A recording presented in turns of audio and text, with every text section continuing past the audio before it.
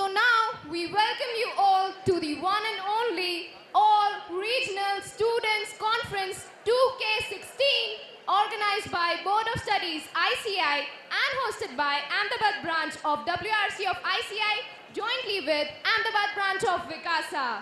I am Pratiksha Malpani. And I am Aman Kothari. And we are your hosts for the first technical session of this conference. I would request CA Harit Dhariwal sir to greet Girish Ahuja sir with a bouquet and a memento. Friends, I want to say one thing. CA Harit Dhariwal sir is a student of Girish Ahuja sir. I would request Mr. Harshad Malu to welcome Giridhar Vishnu with a bouquet. I can't hear the claps, guys. Now I would request Mr. Bhavesh Pamnani to welcome Padmanabh Mishra with a bouquet. Now I may request Mr. Shobhit Daga to welcome Akash Trivedi with a bouquet. Please continue with the claps.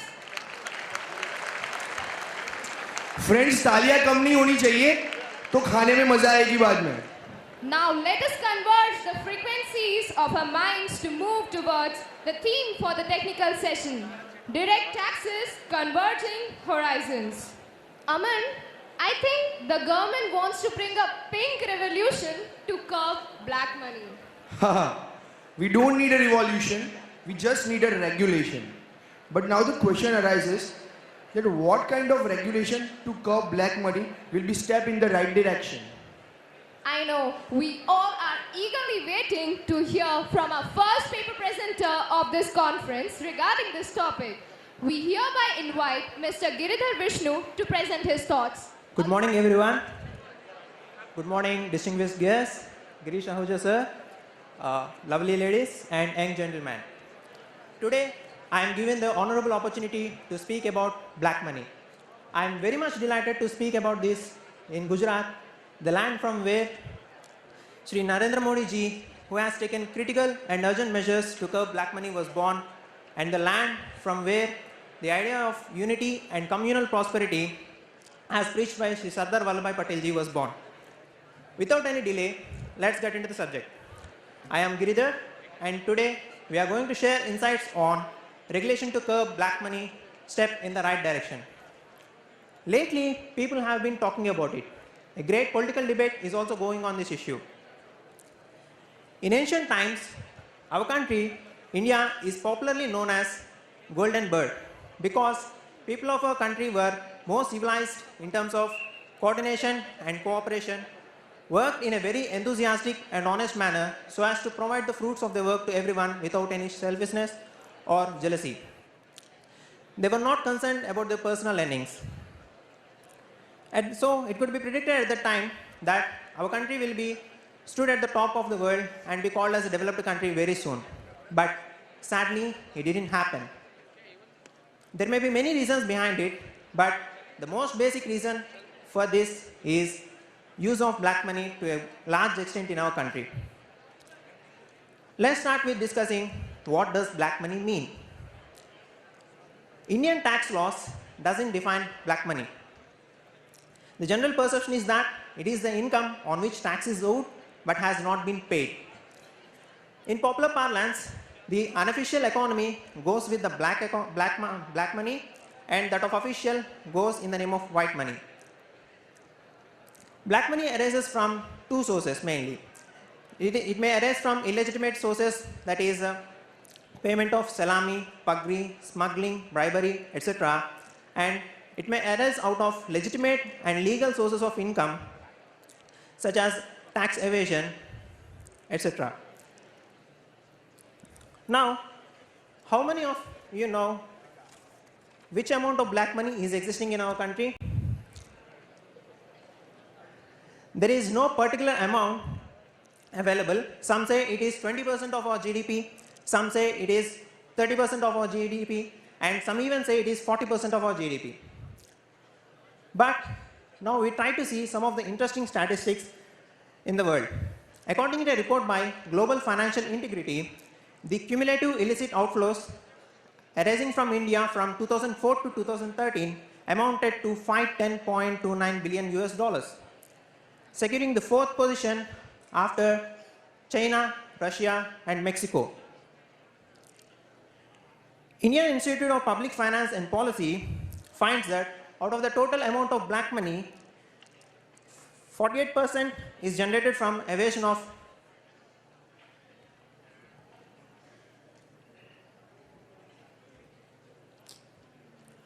48% is generated from evasion of personal income tax alone, 28% from underreporting of production, and rest 18% is from under-registration of immovable property. So that these three main components consume the large extent of black money in our country. Now, can anyone say, does black money have a positive effect on an economy?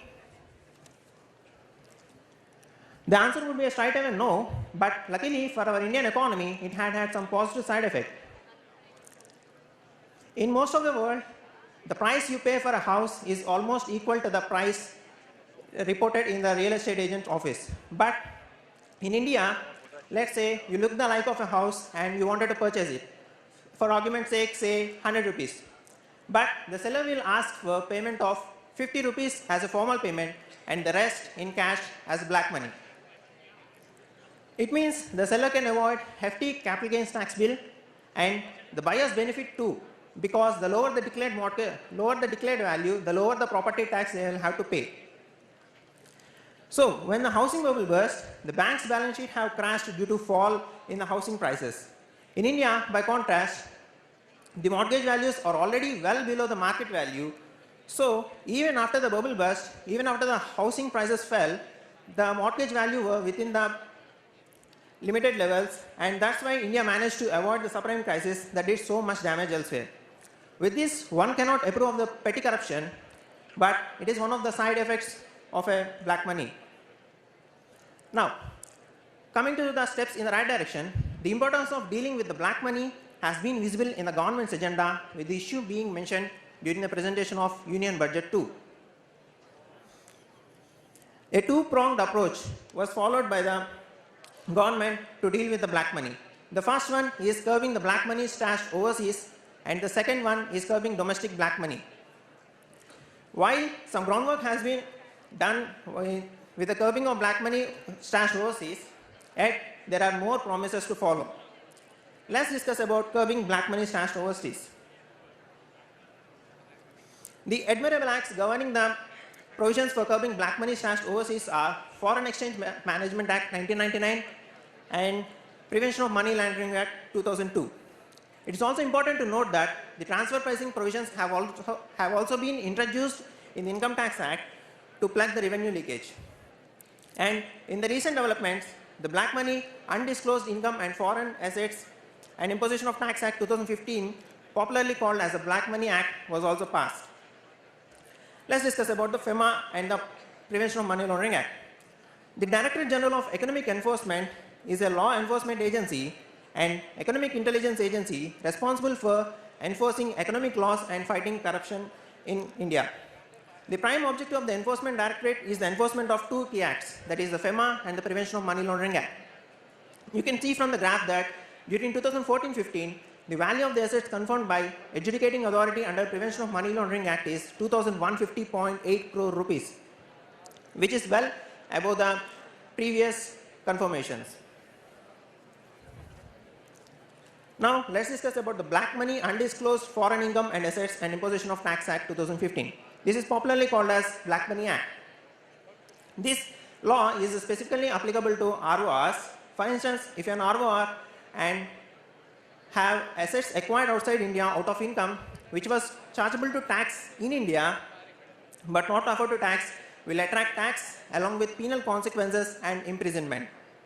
In case of ROR taxpayers, overseas assets are required to be disclosed in tax returns even if they are acquired from income not chargeable to tax in India.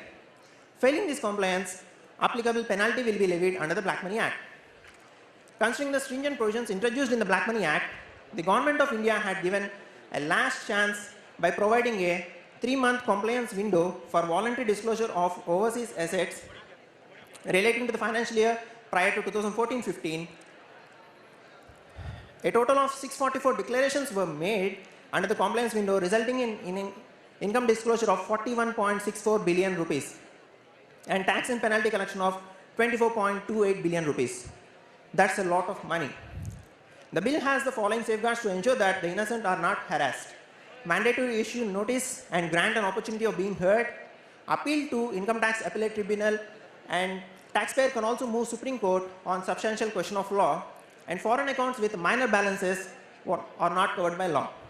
And in the recent developments, our country signed FATCA with US and amended the Mauritius Treaty and started initiative for signing of automatic exchange of information treaty with all major countries including Switzerland, and took initiatives under base erosion and profit sharing such as country by country reporting and place of effective management to curb the black money stashed overseas. Now coming to curbing the domestic black money. The government of India's objective to curb black money has not been kept outside India. The focus even lies on the income in India but unaccounted for in the tax returns. The government of India has amended the income tax rules for improved reporting and mandatory quoting of PAN and annual reporting for certain specified transactions through SFTRA. In a bid to curb the flow of black money, the government is looking at a slew of measures to promote cashless economy, including creating an ecosystem to incentivize POS machines by rationalizing merchant discount rate and removing the bank charges free of cost to promote online money transfer. According to the Reserve Bank, the growth in acceptance infrastructure has not kept in pace with the growth of the cards. As you can see, the growth in the debit cards is 64%, whereas the growth in ATMs and POS machines is 43% and 28% only. 2 more minutes to go. In the largest ever declaration of black money, 65,250 crore rupees were declared as unaccounted income and assets under the government's 4-month-long window of income declaration scheme 2016.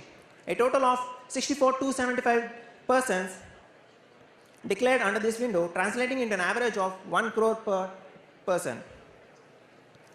Next, in a shocking move, PM Narendra Modi ji have declared old 500 and 1000 rupees notes non-negotiable from the midnight of 8th November, terming it as Mahayagna, Imandari Ka Utsav, Pramanita Ka Parv, that is the festival of credibility, inviting us to make contribution to this grand sacrifice for cleansing our country just as we cleaned up our surroundings during the Diwali.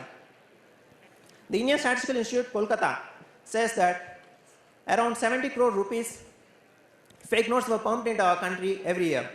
This ban of old notes is a definite blow on the fake currency.